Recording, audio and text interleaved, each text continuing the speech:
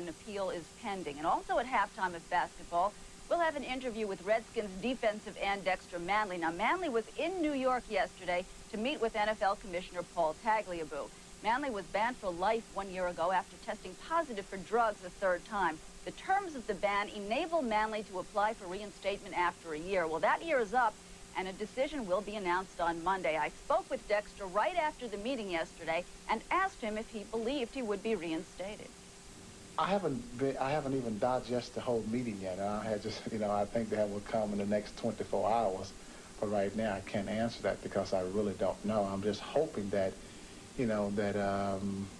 with the rest of the stuff we needed to get to the commissioner, that he'll find that is very adequate, and, the work that I have done, that he will reinstate me. Do you believe he'll be reinstated? In the bottom of my heart, I really do, because there is no reason. Everything he's done has been so positive, and he's been so totally honest, both with the commissioner and everybody at the meeting, and totally honest with himself. And I think they even felt, I could just feel that they felt this is a different Dexter than I've ever spoken to. Manley had a lot more to say. You'll get to hear it at halftime of the UNLV game.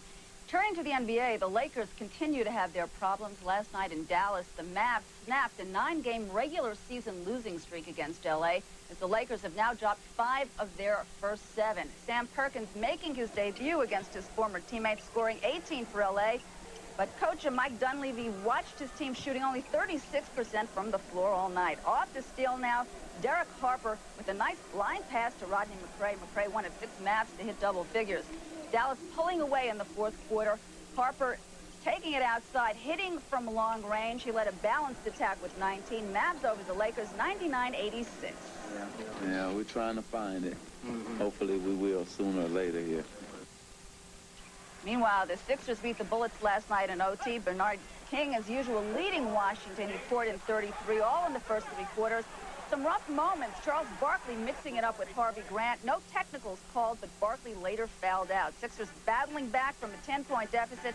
Time winding down in regulation. Ron Anderson hits the 3-pointer, sending the game into overtime. In OT, Sixers with a 10-0 run to pull away. Anderson again on the follow. Sixers over the Bullets, 115-102 in OT. We will be here throughout the day to keep you updated. Right now is bowling, followed by UNLV basketball. Enjoy it, and we will see you later this afternoon.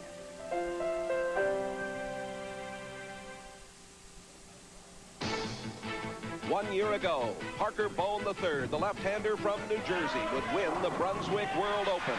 He had qualified first, defeated Phil Ringener and his wife Mary with tears of joy. There was happiness all around. He's in the number 3 slot today, trying to repeat. And in our first match, it'll be Mike Edwards. He has won the most cash of any non-winner on tour. He'll meet Don Moser of Peoria, Illinois, and he needs a win to qualify for the Tournament of Champions. Then there's Jimmy Johnson in the number 2 spot, 21 years old in his rookie year in his first championship round appearance. And Robert Lawrence, the talented Texan, is qualified first. He's having his finest year on tour. There they are, the top 5 in the Brunswick Memorial World Open Stepladder Finals. First prize, $33,000.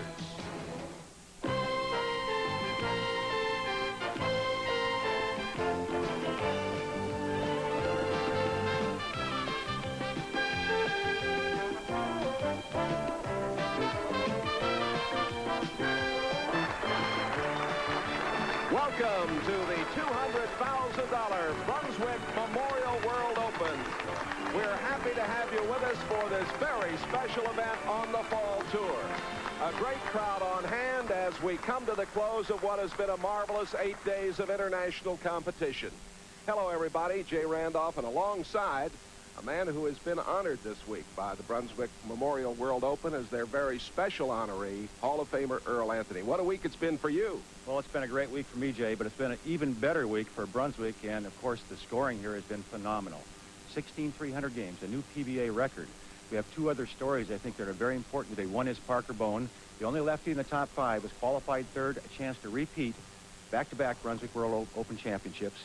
And of course, Jimmy Johnson, son of Hall of Famer Don Johnson, who won the first 2 years this tournament was held. This could be an exciting day. It's going to be an exciting day, and we're happy to have you all with us. Let's get right to our first match. It's Edwards against Moser.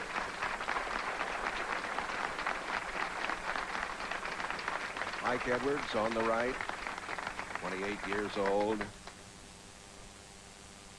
This young man with a tremendous amount of talent, qualifying 5th, 229.5.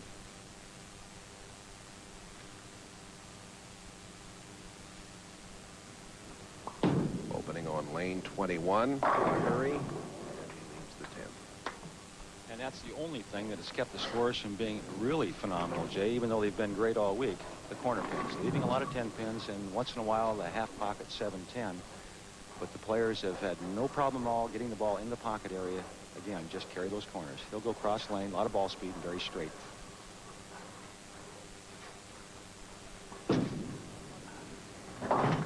Last year he won 86,000 plus. This year he's won $63,100. And here is Don Moser from Peoria, Illinois. They call him Smooth. And he has a 4-pin remaining down there. 4 years on the tour, 31 years old. The reason they call him Smooth, incidentally, because of his thinning hairline. That's not very complimentary. No, it's not. But the guys out here have some fun, you know that. Got a high game of 300 this week. As Earl has mentioned, the scoring has been phenomenal, record-setting here this week. Using the new Brunswick Max Serlin pins. And they really move, Jay. They fly. When you watch the show today, you'll see how quickly the pins move. And they go back and forth across the pin deck, which is a phenolic pin deck, which adds to that pin action. And it's helped create some high scores, but the players are just bowled great. They're all playing the same part of the lane, the second, third over. And that's what we've been seeing a great deal of. This 8-day event, 192-man field, 21 international stars from 15 different countries. And there's a good look at the strike by Don Moser, right around the 13 board. The difference will be that Mike Edwards here, you'll see he'll play the same part of the lane, but he will hook the ball more. He'll send it out. And he's got the 10 again. A unique style here in Mike Edwards. He has a lot of strength in his upper body, and he uses that strength to an advantage. That good shot of him from the side there, you could see that he cups the ball considerably with his wrist and uses that wrist strength to get all that revolution. He gets the power on the back end.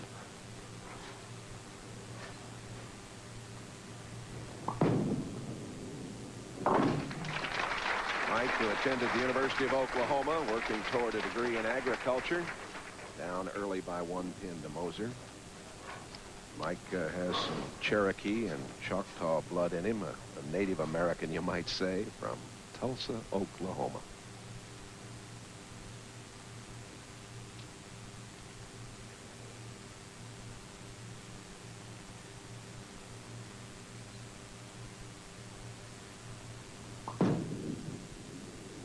And the strike on 21. A quick explanation of the format this week. It's a 56-game event as opposed to our normal 42-game affair, this being one of the major events on the PBA Tour, the World Open. It's a grind. A lot of games, a lot of sore hands, backs, wrists. The players that are here this week on the top 5 are all young players, Jay, as you've noticed, and they've all been able to hold up pretty good. A lot of pressure, bowling for a lot of money. Moser with an 11-pin lead after striking in the second and third. $15 a pin for each pin that is knocked down. And the charity this year, the Maryville City of Youth in Des Plaines, Illinois, nearby.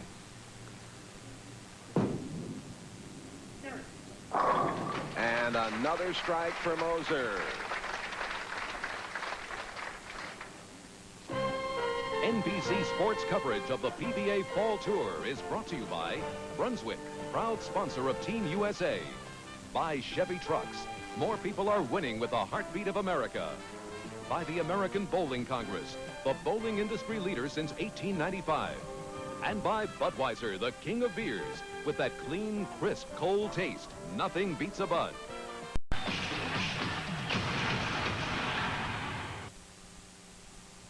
Don Moser up by 11. 4 strikes in a row, 6th frame, 21, and another strike. Actually, early in the 5th, he didn't throw a very good ball, but he got the action.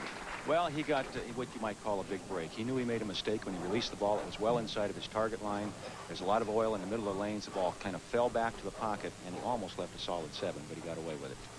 Both players throwing lots of strikes. This is what we expected, Jay. We expected high-scoring games, and it's going to be fun to watch.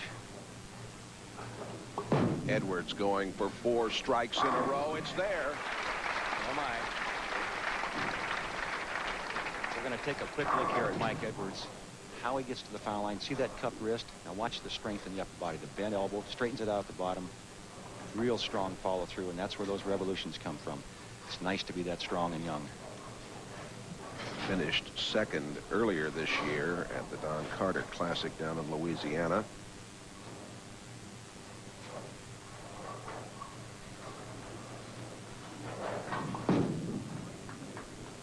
And they've got it going. Edwards now with 5 in a row. Moser has a lead by 1. We'll be back with more right after this. This is a long, tough battle. Lawrence coming all the way from the 18th position, and look at Moser all the way from 47th after the 3rd round. And he had a big block, obviously, in the 4th round. The first 4 rounds are qualifying rounds, 8 games each. And you can see how the players jockey for position when it comes right down to it. The green comes to the top at the end, the last 2 rounds. The last 2 rounds of match play, which will be on Friday. Beyond the foul line coming up with Earl Anthony. We'll be talking about the new oil they're using this year. And another strike for Don Moser. And a good example of how 2 players, contrasting styles, can play a different angle on the lane. Here's a good look at the style of Don Moser. Smooth, as you mentioned, Jay, very smooth style.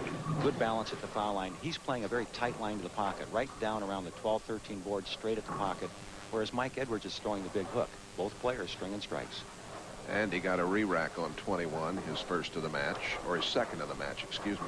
He did ask for a re-rack in the first frame. And that's all he's allowed, is 2 a game.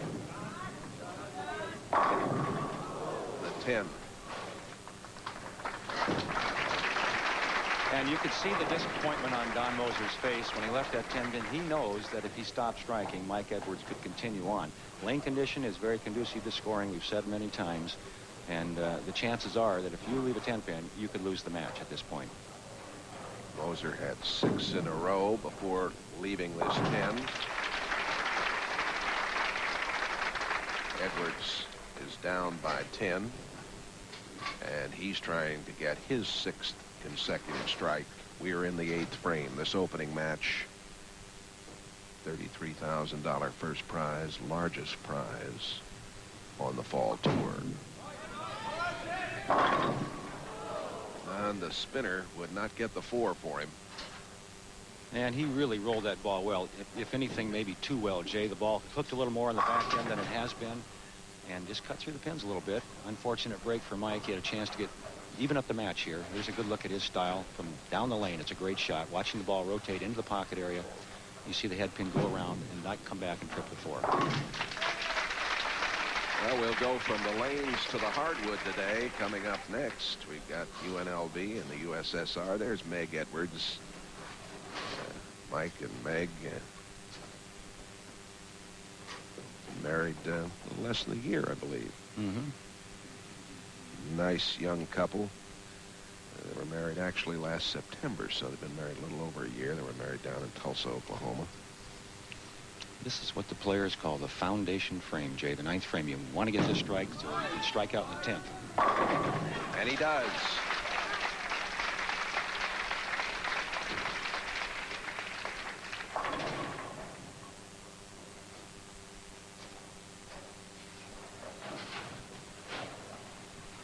This fellow was involved in the earthquake out in California in October of '89. His friend walked out of a department store as he comes up with a strike on 22. He walked out of that department store just about a minute and a half before it crumbled. Very lucky gentleman. Very fortunate, and that's when you think somebody's taking care of you, Jay, I guess. All right, we are going into the 10th frame, our opening match. possibility of some great scores here. Don Moser going at a 2:49 pace, possibly 2:69 if he gets all three in the 10th. The most Mike Edwards can get is 2:58.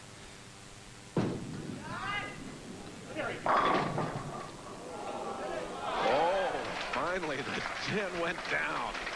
What a big break there. It is a break. It's a good break and a bad break at the same time. Moser released the ball where he wanted. You see it's right over his target area between the second and third arrow. Ball doesn't hit very well. You see the 5 pin not quite get to the 7, but the head pin comes all the way across. Again, this new pin by Brunswick moves around, and you'll get that kind of an action. Pindex, the phenolic Pindex also. These Brunswick Max pins are coated with a Surlyn coating that is really very active. All right, Moser must strike here to make Mike Edwards get 2 strikes in the 10th frame to win the match. And he's got it. 2:49 for Moser. Well, this is the kind of scoring you and I had expected. And this sellout crowd is here to watch. And I'm sure in Mike's mind, that 4-pin, he's going to make a speed adjustment. He'll probably up the speed just a little bit. He has to have the first 2 strikes to win.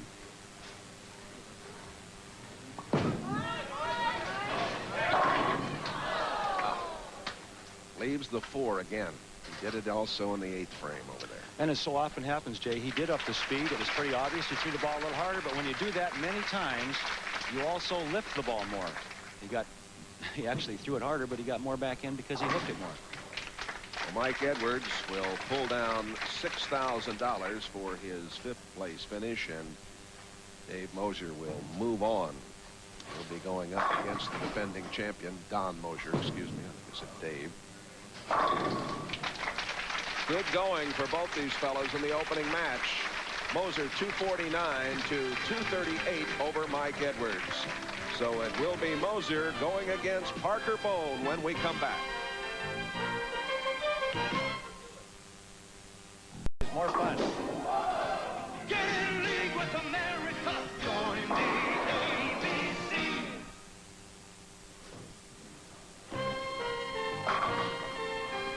Moser, the winner in match 1, 249 to 238 over Edwards. And coming up next, you're going to see a very special Olympic showcase. The Running Rebels of Jerry Tarkanian. UNLV ranked #1 in the preseason polls.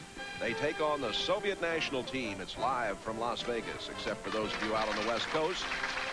The NCAA champion UNLV squad featuring 4 returning starters in Greg Anthony and Anderson Hunt, 88 Olympian Stacey Augmon, and All-American Larry Johnson. Fast-paced basketball action coming up next here on NBC. And right now into the second match, Don Moser out of Peoria, Illinois, begins on lane 21. And the 7th pin.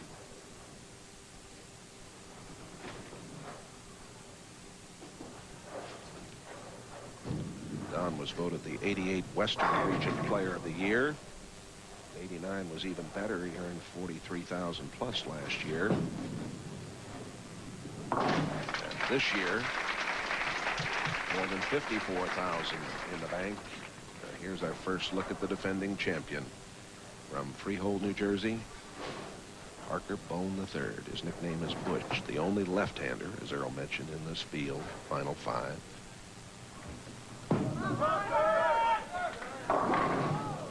Parker with a little problem early on, leaves a 2-4. Just a little opening jitters there, Jay, which is normal. Parker playing an extremely outside angle, right near the edge of the channel. He's been playing around the 7 board all week long, which is between the second and third arrow, and arcing the ball out. A lot of big hook on the back end.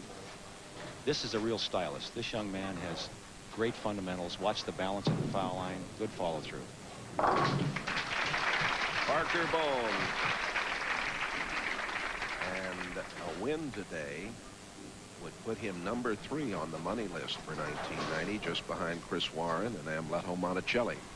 And there's a good look at the form. I'm talking about the high backswing, but watch the position at the foul line. The great knee bend and balance.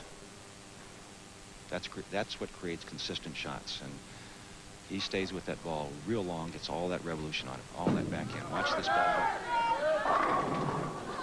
Maybe maybe too much. Yeah, that thing was really spinning going down there. He's left the 10. Another look at the form from the back. The high back swing. Between the first and second arrow, going away. Ball just hit too hard.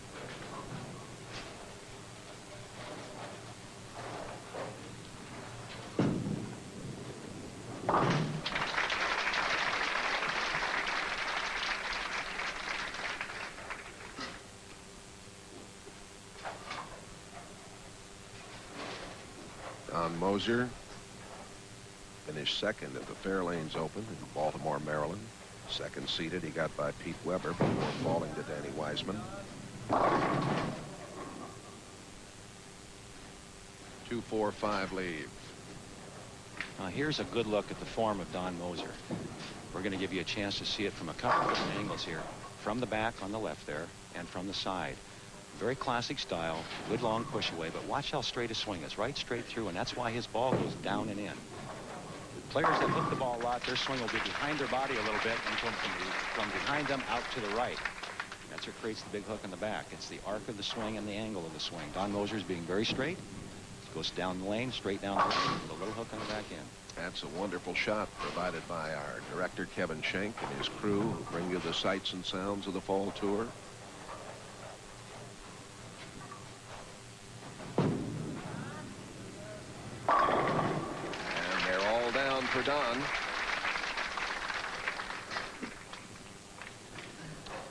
Again, the scoring. $15 a pin. Don't forget the scoring. It's nice for the charity. It is. It's great for the charity, and Brunswick, of course, being very much involved in a lot of charities, and this being a major event for them. Parker Bohn has to get it going here. He doesn't want Moser to get away from him early. And Parker brings that one in. There's his wife, Mary, and their young son, Parker the Fourth, is here somewhere. I saw him earlier. He slept through the presentation last year. High game of $299 for Bohn this week. He's had 4 300 games in 1990. Having a very good year. He's won 124,000 plus. Moser, eyes closed. Strike for Bohn on 21. We'll be back with more of the Brunswick World Open from Glendale Heights, Illinois, in just a moment. Wait to call in my Toyota store. Thunder and lightning. Ow! Sunday. Parker Bohn with a 17-pin lead. Moser in the 5th left a 4-6-10. Ended up open. Now Parker leaving a 2-4 in the 5th frame for him.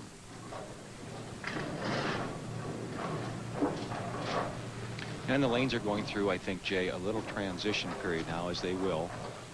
The more the players roll the ball down the lane, the more they move the oil around. And, of course, a little heat in the building and the humidity changes, the oil moves a little bit.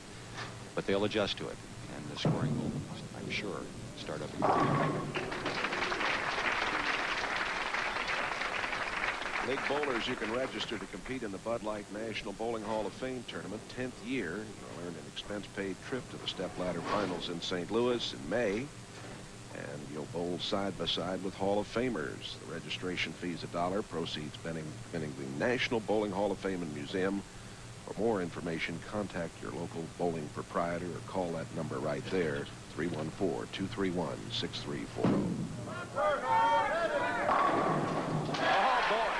Kicked all the way across and got the 7. There's the pin action we were talking about, Jay. This new pin that Brunswick has, and this is the first week it's been in play. And what a pin. Watch this. This ball almost went in the channel. It's right on the edge.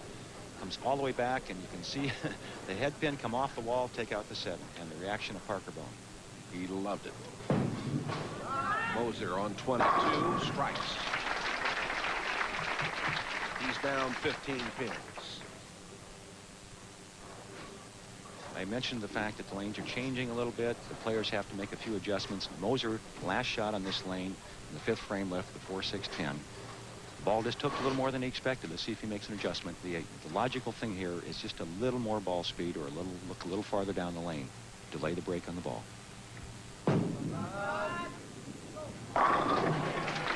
Made it look easy. He certainly did. That's a big strike for him in the 7th. We'll be back with more of the $200,000 Brunswick World Open right now. This from your local station. One wonderful gentleman there, Arnie Fogel, the president of Brunswick Recreation Centers, on hand today with his wife, and also sitting next to him is Fred Florjanik, the president of Brunswick Bowling and Billiards Division from Kalamazoo, and his missus is here. Fred's just back from Japan. Brunswick very excited about what's happening internationally in the world of bowling. They're selling more than 40% of their product internationally now. Bowling is growing dramatically in Europe and Asia, Jay, and matter of fact, I'll be going over to Asia in August, and I'm looking forward to that trip. I'm sure they'll enjoy seeing you. Parker Bohn up by 5, 7th frame, lane 22 strikes.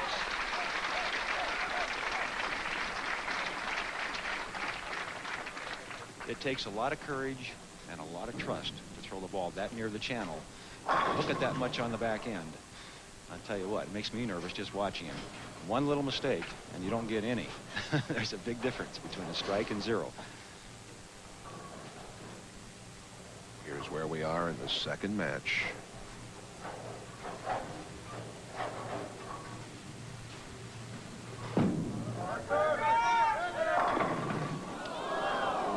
Again, 7-10 split. And that's been the thing that has cost more bowlers this week in crucial shots there. They've really revved it up. You can see he's got a lot on this ball. It hooks too far, too late behind the head pin. And the 7-10. Bad break. Terrible.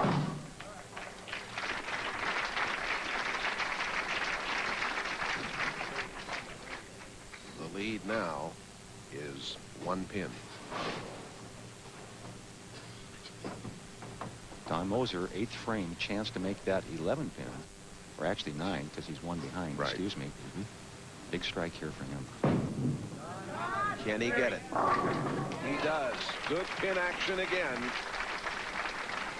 The good breaks and the bad breaks, Jay, and in one-game match, anything can happen, as you know. And you saw the bad break for Parker Bohn, and here's another look at that shot of Don Moser and the pin action off the wall. Watch the head pin go to the side, come back, take out the 4-5-7. And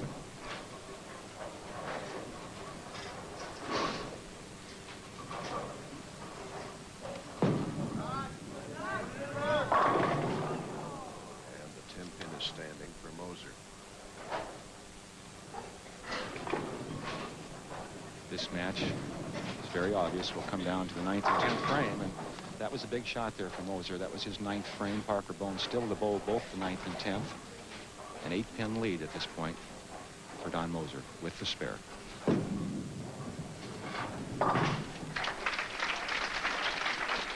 Anybody's match right now.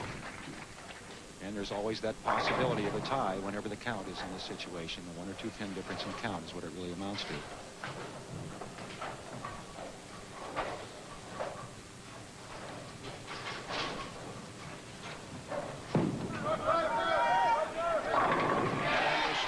Parker. Tomorrow at 12:30 Eastern, NFL Live, and OJ will visit with the general manager of the Chargers, Bobby Beckman, who's doing a great job out there. Game time, it'll be the electrifying Chargers, winners of 4 of their last 5. They take on the Kansas City Club and their record-breaking sackmaster Derek Thomas. Regional action also. You'll check your local listings, we hope, for the games seen in your area. NFL Live kicks it off tomorrow. There it is, Jay. That's what you had been talking about, Earl, the possibility. And it's such a small error because he's only got about a 1-inch target that he's playing on the edge of the lane. And watch how close this is. It rides the edge of the lane for almost the 50-foot mark before it falls off. And I'll tell you what. Disaster for Parker Bohn. Still has a chance to get the spare. Yes, he does. And a maximum score of 203. There's a lot of disgust on his face, but that is a very tough shot to overcome. A gutter ball in the 10th frame. Got the spare.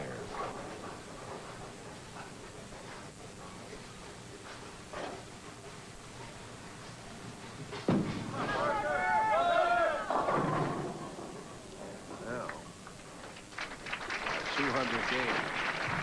Scoring drops off here in this second match, as Moser had 249 in game 1 to defeat Mike Edwards, who had 238, and Parker still needs a mark, Jay. Moser must mark to win this match. It's not over yet. Well, now all he has to do is get that 10. And there is a little different perspective. You get a good look at what a professional does in a situation where he needs a mark. He doesn't take a chance. He knows he still wants to be aggressive and keep the ball in the pocket area, but what Moser did is he gave the ball a little more room and let it roll back up rather than force the ball for that 4-6-10, which was so costly for him in the 5th frame. Parker Bohn III, in an effort to try and repeat here, is going to be defeated by Don Moser, who will move on to take on young Jimmy Johnson. Well, as long as he doesn't foul or if he doesn't throw it in the channel, Jay. If he did that, we'd have a tie. Just hit the head. All right. So Moser, who drops down to a 208 here, gets by Parker Bohn III. Parker picking up $7,000 as the number 4 finisher in this $200,000 Brunswick World Open. In this next match, Moser will go up against the rookie, Jim. Followed by great football action. We always like to show you the top 24 finishers, and here they are this week.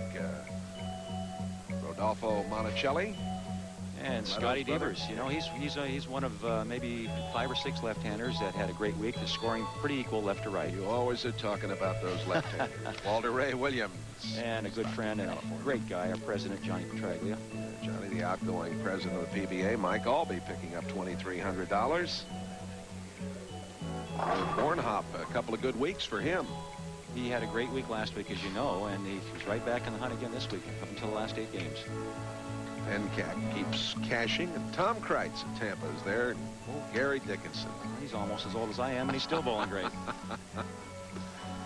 It has been some week here. Jeff Mellinger. Good to see him bowling well again. And Jeff Lizzie of Sandusky, Ohio, picked up $5,000 and finished in the number 6 spot. Well, our special feature on the fall tour, of course, featuring Earl Anthony, is coming up next.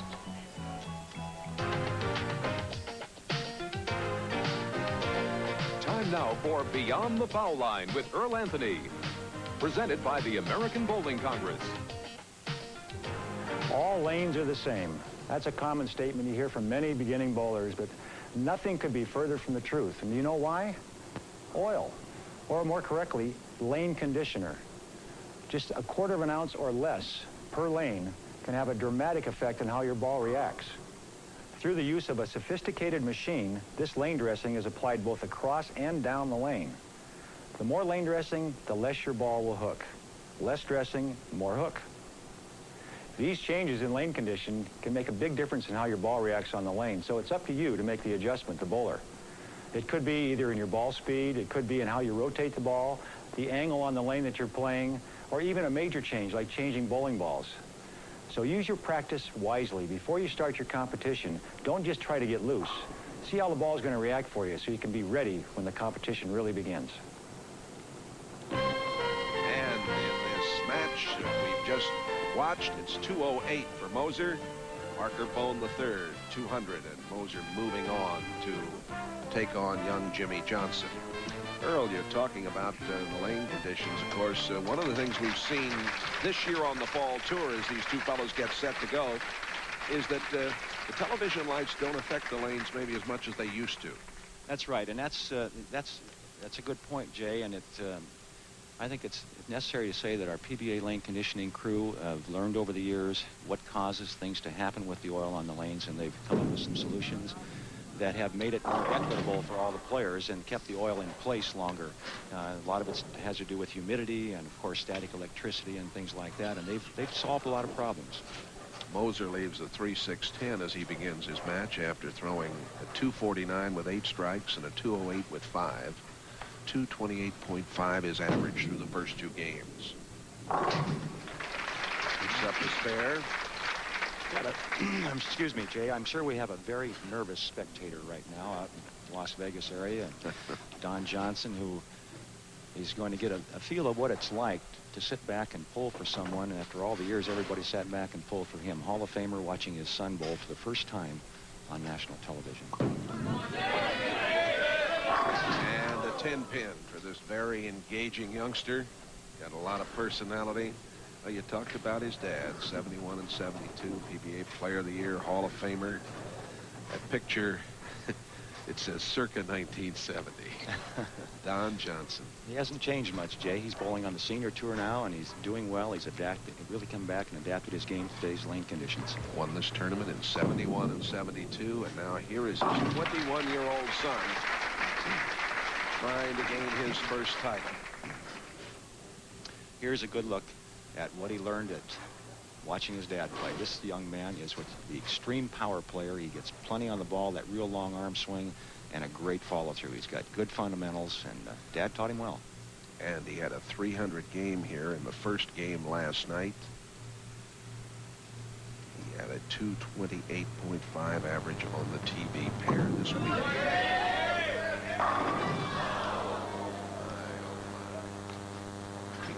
It's hard to make better shots than Jimmy's done the first two frames. The solid 10, come right back, flush in the pocket, solid 8. That's just bad luck, Jay, and bowlers consider that solid 8 really probably the only true tap in bowling. That means the ball entered the right angle, just a bad break. Best finished 12th in the senior touring pro doubles.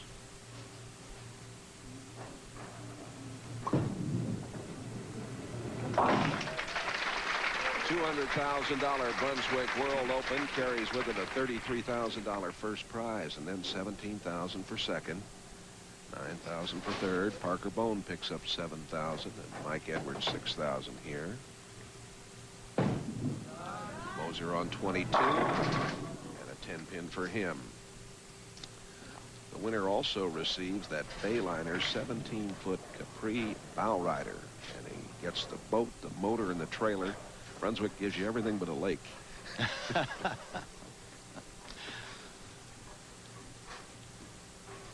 now getting the spare. And as you can see, the players are really not having any problem with their spares. The only spare that's been difficult for the players all week long has been the bucket. If the player were to leave the 2, 4, 5, and the 8, they've had problem either the ball hooking a little too much or sliding by it. And we haven't had to see that today, fortunately. A re-rack again for Moser. Doesn't like the way the pins are coming down on lane 21, I guess, Jay. Well, we had a couple of re-racks earlier over there. And he gets the job done.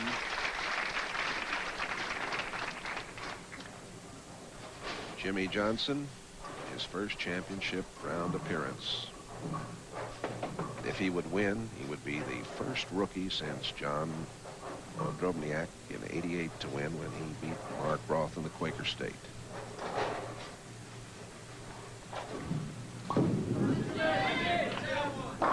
That one gets the job done, and you can see he likes it. He's very animated. A really, well, of course, you know, he's had that background in breeding, but he really loves this game.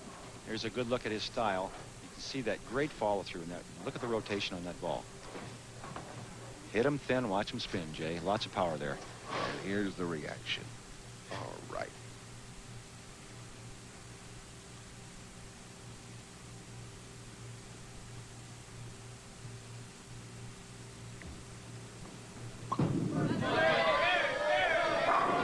Mark his name down in your book.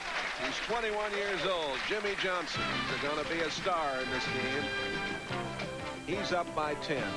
More of the Brunswick World Open from Glendale Heights, Illinois in just... Welcome back to the Brunswick Northern Bowl in the Glendale Heights, Illinois area. We're happy to have you with us. And this Brunswick World Open honors a great player each year. Earl Anthony honored at a dinner a week ago last Thursday night at the Ritz-Carlton, downtown Chicago. I had the privilege of being there. There's Jack Riker of Brunswick. The very best of the very best for the very best of the very best. dinner kicking off the Brunswick World Open. We really had a great evening there. I did, Jay. I tell you what, it's something I'll never forget. Well, it was nice. And there is our honoree, Earl Anthony. Great credit to the bowling world. Now, Moser has a deficit of 10 pins. And leaves the 10 pin.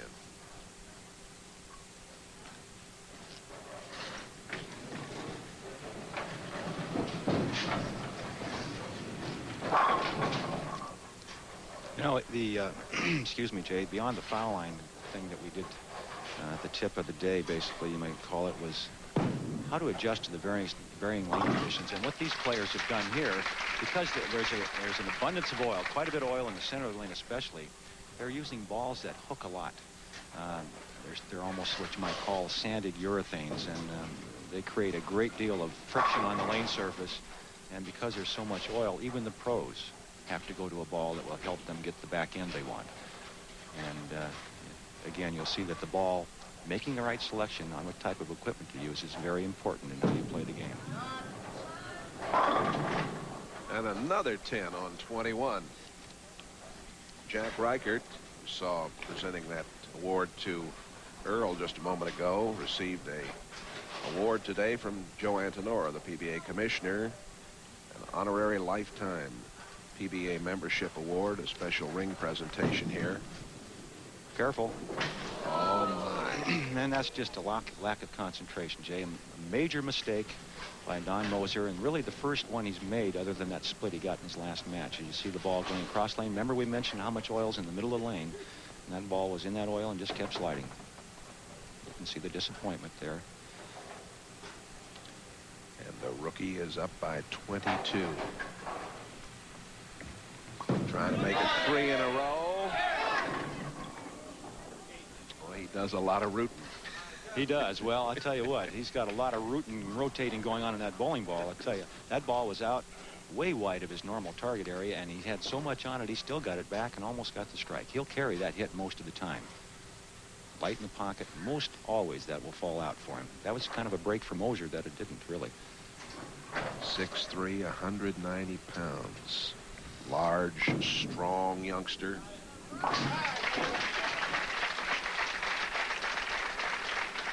Make a good wide receiver, Jay.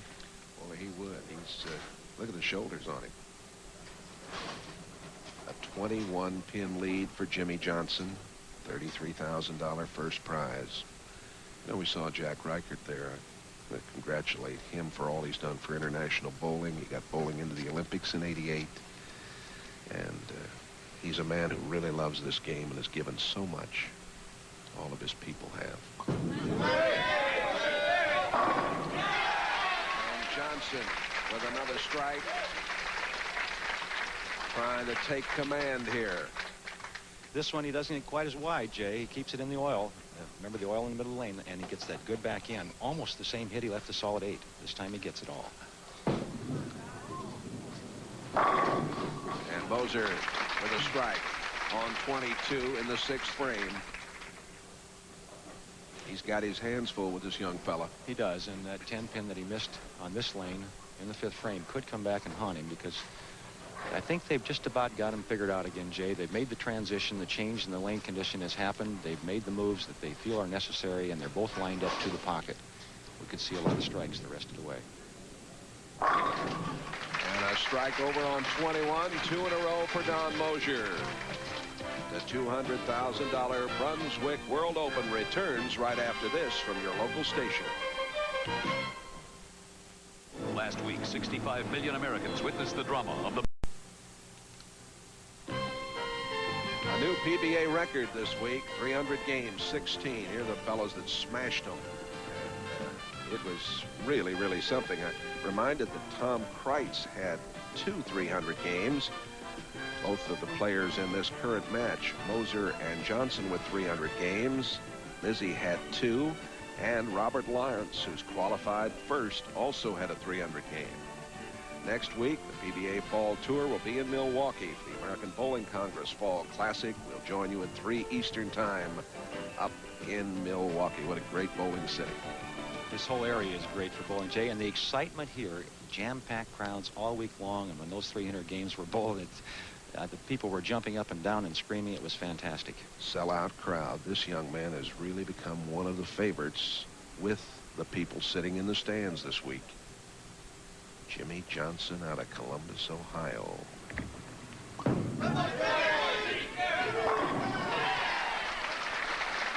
Boy, he's got it revved up, Jay. In high gear is Jimmy Johnson. And a classic stylist. He's learned a lot from his father. Here's that great shot again from the side and from the back. Now watch the angle of the arm swing. Moser's is straight back and through. His will go a little bit behind him. He'll come around the side of the ball past his ankle first before he turns it. And that's where you get the power and the lift and the rotation.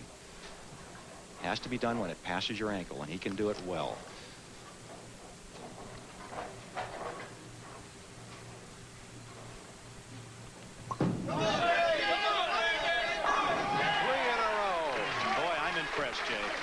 He's got the same spirit, the same fighting heart his father had when he was on the tour. He never gave Don Johnson an inch because he'd take the whole thing.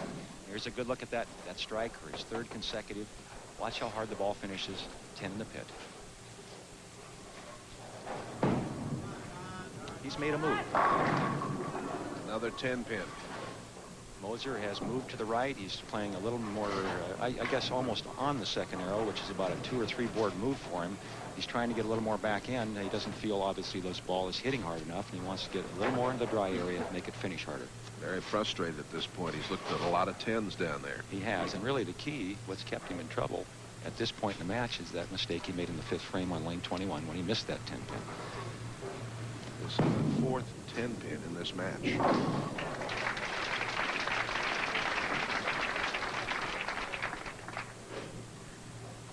Spare shooting still the most important thing in the game of bowling.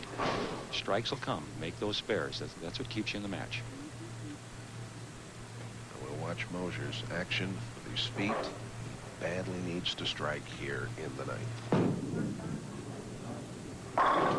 And he does.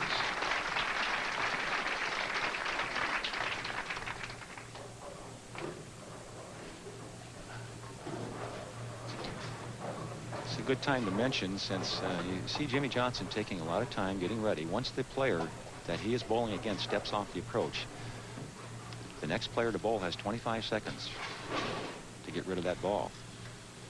And the PBA rules are very explicit on that. Ooh, and they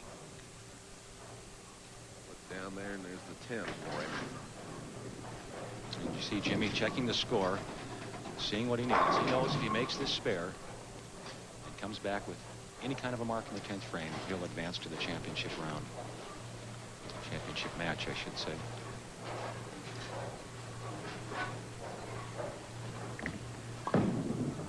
Careful. Next Saturday, Sports World presents the Sudafed Symphony of Sports, a show that combines the grace of figure skating with the artistic beauty of gymnastics. This unique event features exceptional athletes who won a combined 21 Olympic medals. 14 were gold. World-class figure skaters Brian Boitano and Rosalind Sumners, Olympic gymnast Nadia Comaneci, and Bart Connor as part of the holiday special, the Sudafed Symphony of Sports, next Saturday at 4 Eastern, 2 o'clock Pacific on NBC's Sports World. Our score here has Johnson leading by 31. The winner of this match goes against Robert Lawrence for $33,000. Oh, yes. That's the biggest shot of his young career, Jay, and he made it look easy. This young man has a lot of courage and a lot of talent. We're going to see a lot of him in the future. Here's a look at the winner, Jimmy Johnson. Hard to do it better than that. Yeah, I should say.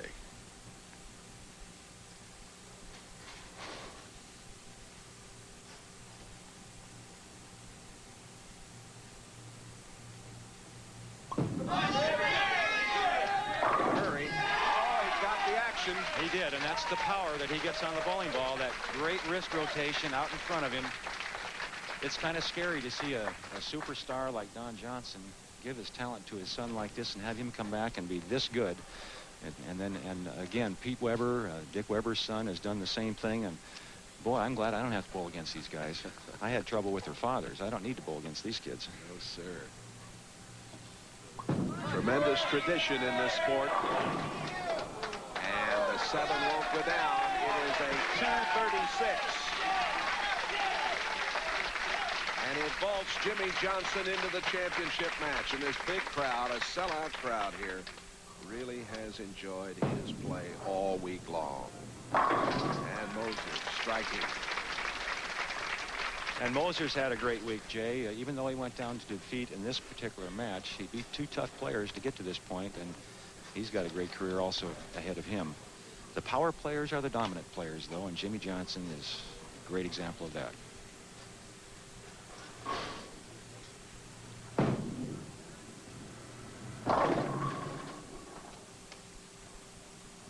A 2-8 leave. Moser was 47th after the 3rd round. 14th after the 5th round. So he has had himself a fine week. And a score of 204 for Don Moser. Don picks up $9,000 for finishing 3rd. Well, coming up, the youngster, Jimmy Johnson, who's just fired 236, goes against Robert Lawrence for the title. Crowd anticipating our championship match, which is coming up. Earlier, of course, they had the Pro-Am this week, Earl. That's always a lot of fun. Neil Anderson of the Chicago Bears was here with about 5 of his buddies, and a strike. How about that? Anderson, his thoughts on bowling. I had a lot of misconceptions about it when I started. I thought it was for old people or for people that just couldn't play any other sports. But it's very challenging, and it's a lot of fun. It is challenging and a lot of fun. Here's the way it's gone.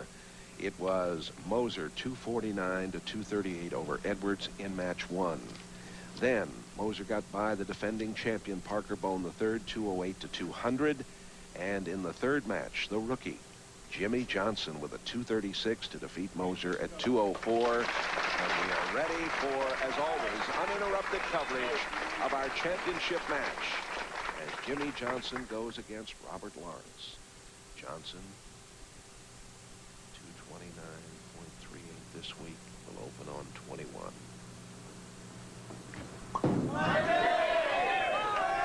That's the way to start. That's the way to start. And it's kind of interesting what Robert Lawrence, he's the leader, and he can choose which lane he prefers to start on. And what he's done is he's put Jimmy Johnson starting on the left-hand lane, which means Lawrence will finish the 10th frame first, putting the pressure on the rookie if it comes down to 1 ball to win it all, Jay.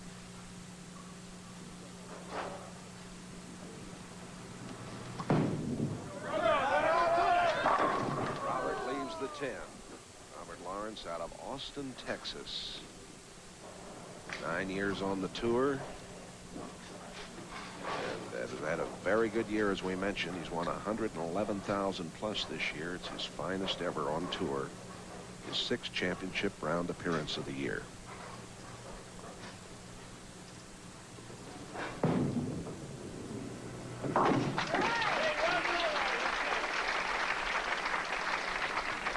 Here's a good look at the form of our tournament leader, Robert Lawrence. You see the high backswing, the open shoulders, square him up to get the ball back on the line.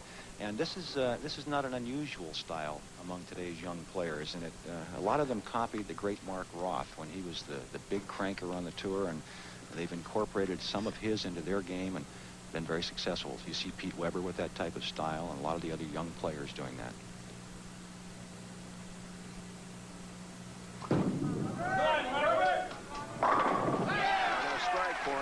This is actually his 2nd full year on tour. He's been a member of the PBA for 9 years. I want to straighten that away. He began bowling almost as soon as he could walk. His father was part owner of bowling center down in Austin.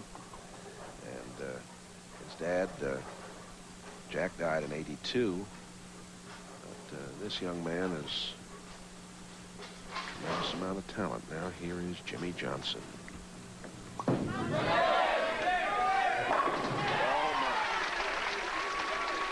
This is good stuff here. This is great stuff. Two of the up-and-coming stars of the future of the PBA. And they're displaying a lot of talent. This is a great match just to sit back and watch. Still looking at the possibility of a 300 game on national television here, Jay. Opportunity with a win for Johnson, certainly to be highly considered as Rookie of the Year.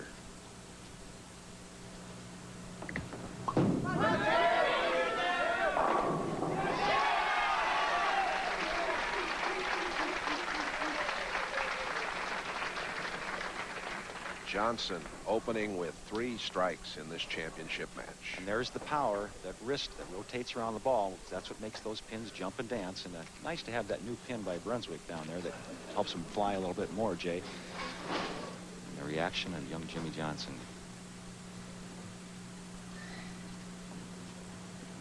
Good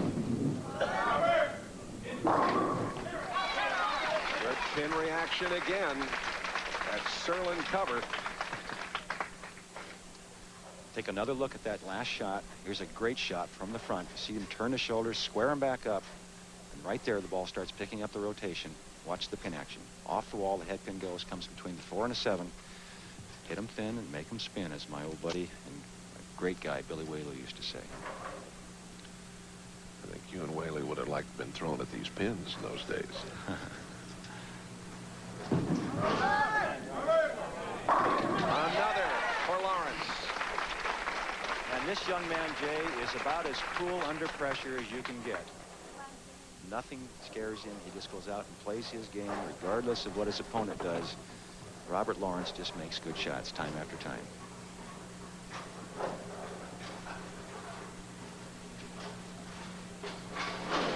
One of those 300 games coming here this week, of course, for Johnson. Still alive with that first 4.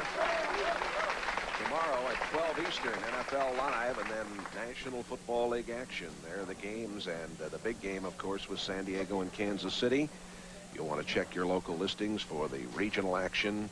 NFL Live kicks it off tomorrow on NBC Sports, the National Football League.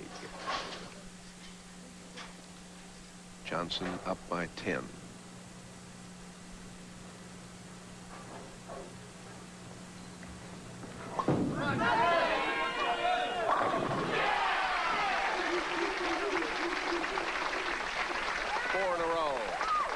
How would you like to start a match with a spare on a good shot and come back with 3 strikes in a row, folks, and know that if you could lose the match?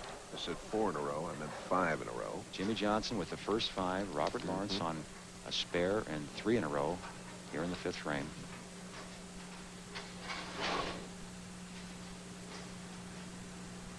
Dexter talking to himself as he watches Robert Lawrence on 22. Now that's 4 in a row for Lawrence.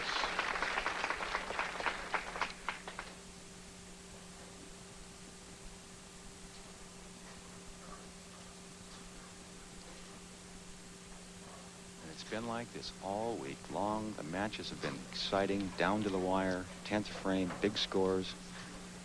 This could be the biggest yet.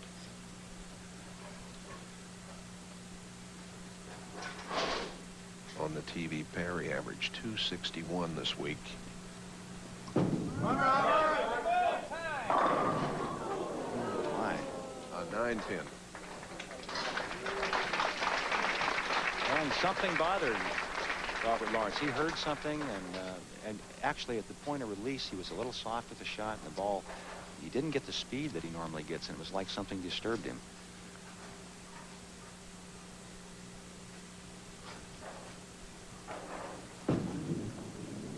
Name of the game is concentration, and something bothered him in that shot. He's looking over at Harry Golden and Chuck Pisano. I don't know what it could have been.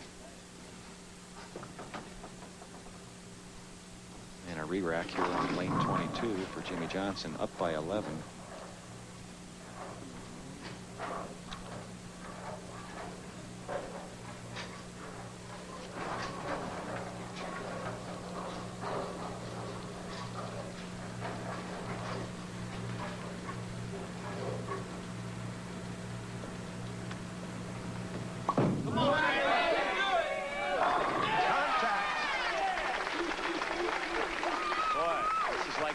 our nation.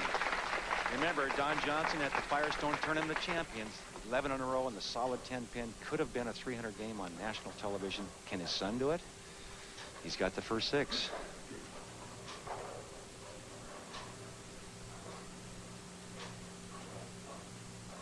That tells the story.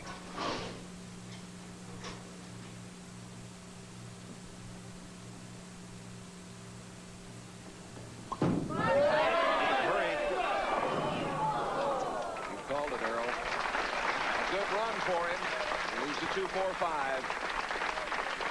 First time on national television in a championship match, you start with 6 in a row. It's hard to do better than that.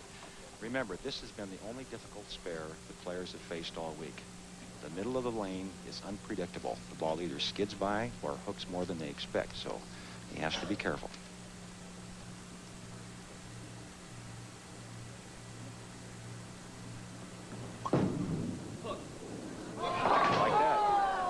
And you heard him say it. I'm sure you could hear that at home. He said hook.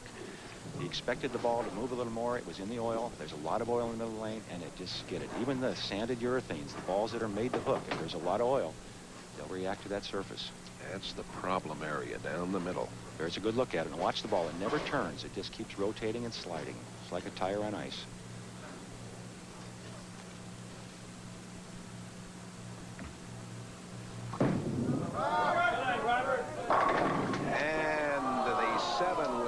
Go down. A little more direct with that shot. He didn't give it quite as much room as he has in the past on his other shots that came back and finished a little harder. Again, if you arc the ball back, you get it out to the right a little bit, it hits the drier boards, it creates more back end. That one he kept in the oil, and he didn't get the carry. The ball didn't hit quite as hard as he wanted it to. This is an unusual way to shoot the corner pin. He's going right down the left side. Normally he'll shoot that cross lane. He went down the left side, and he has his reasons, but that's not the way to do it, folks. Mark down Saturday, the 8th of December on your calendar. NBC Sports World presents the coverage of the 3rd Bowling Shootout, that unique event featuring frame-by-frame competition, prize money escalating start to finish, defending champion Marshall Holman, plus Brian Voss and Lisa Wagner, along with an amateur, winner of a nationwide competition. $150,000 in prize money. The Bowling Shootout. Caesars on the boardwalk in Atlantic City. Hope you'll join us December 8th at 4 Eastern.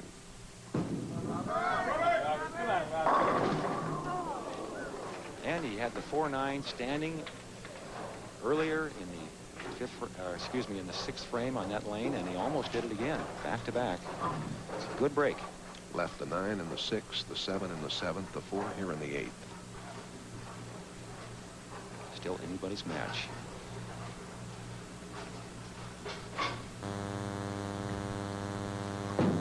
Right at it. As you can see, he's not playing the ball to hook. That's that oil. He just makes sure he goes right at it.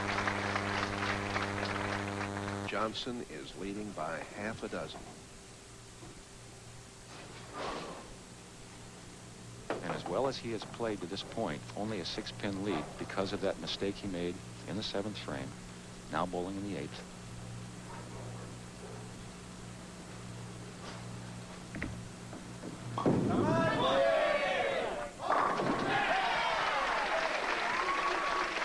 Nothing bothers him. He came right back off that mistake, made a great shot when he had to. He's right back in control of the match on a strike in the 8th frame, and we're going to get another look at that shot.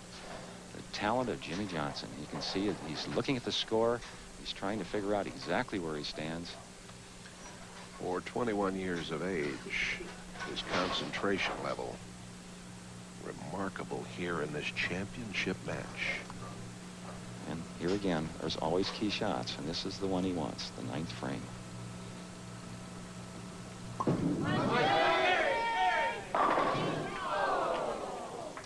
The 9, solid 9. The solid 9, and again, remember earlier, the solid 8s we've seen, things of that nature, and the bowlers are getting so much on the bowling ball, Jay. They're making it hit so hard. The pins are out. See how quickly those pins were gone? They were just 9 pins disappeared, and it's almost like that solid 9 grew out of the deck. And the disappointment, of course, for Jimmy Johnson.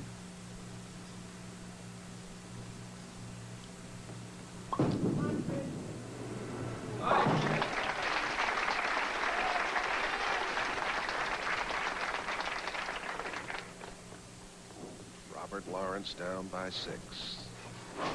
And this again, I'll say it one more time, is a very cool young man.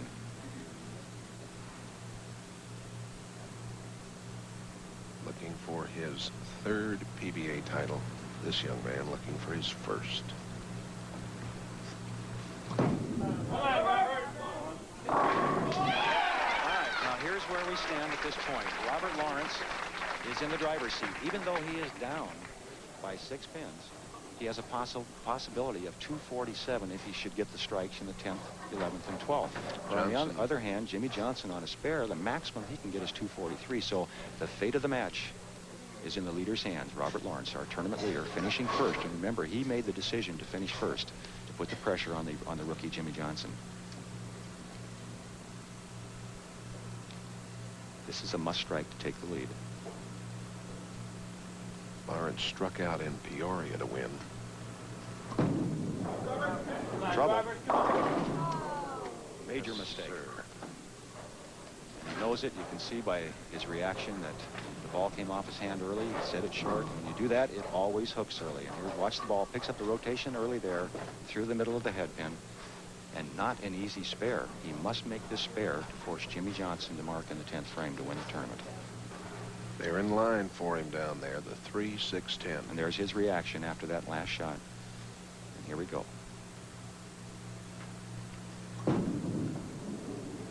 Good shot. He's shaking his head, though. Well, he needed that first strike to take the lead, and actually a double in the 10th and good count would have won the tournament for him. Now he's opened it up. Jimmy Johnson only needing a mark in the 10th frame and good count to win his first tournament, first time on national television.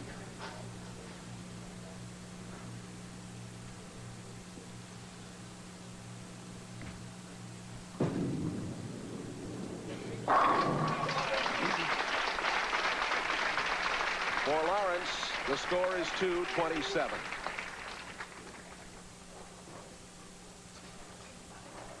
Well, this is the most important toss of this young man's career. And he'll rev it up. You'll see plenty on this one.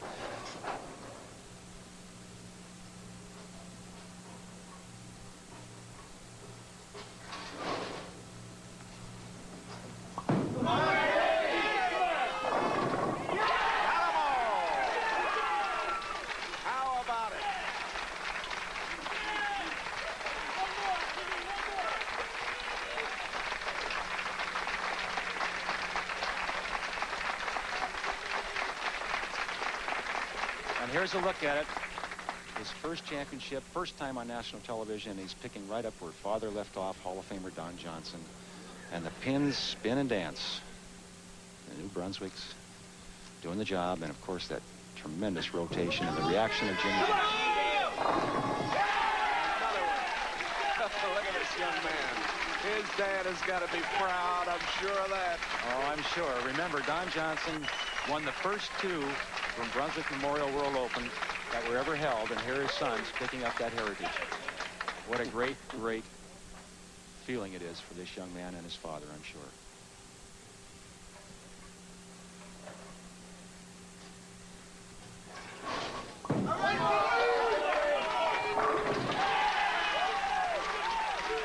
He is the first rookie to win on tour since John O'Dropniak did it in '88.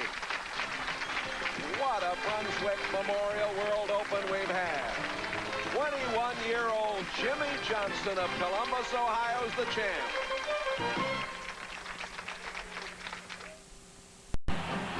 Someday. NBC Sports coverage of the PBA Fall Tour has been brought to you by Budweiser, the king of beers. Remember, know when to say when. By your Toyota dealers and their quality line of cars and trucks. Toyota, I love what you do for me. By Kellogg's, the best to you each morning. And by Brunswick, proud sponsor of Team USA.